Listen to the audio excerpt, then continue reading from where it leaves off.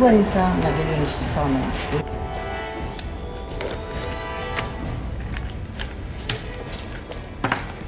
Кошелектен ақшаңызды шартымен қосыңыз. Бұл сіздің өзіңіз ақшаңыз беріңіз, да?